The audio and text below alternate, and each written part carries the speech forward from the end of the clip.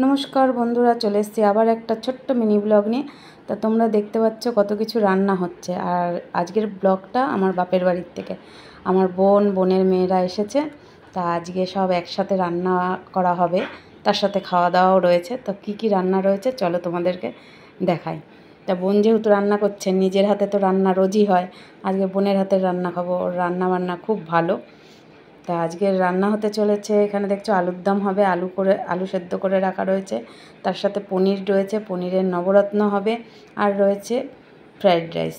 তো বোন একা হাতেই সব করে নিতে পারে, জাস্ট সামান্য একটু আমি হেল্প করেছিলাম। তা না করার মতনই, কেন রোজ নিজের হাতে খেয়ে খেয়ে বোর হয়ে গেছি। তা অন্যের হাতে খেলে বেশ একটু স্বাদটা বেশ অন্যরকমই হয়, সেটা তোমরাও ভালোভাবে জানো। আর এদিকে রয়েছে চাল ভেজানো, তার সাথে আমি দোকানে চলে আসলাম দোকানটাও দেখতে। দোকানটা রয়েছে আমার বাপের বাড়ির সাথে।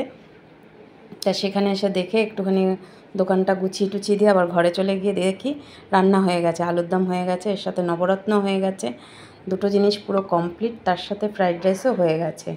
তা তোমাদের কেমন লাগলো এই মিনি ব্লগটা তা অতি অবশ্যই যেন, ভালো লাগলে সঙ্গে থেকো, লাইক কমেন্ট শেয়ার অতি অবশ্য করো।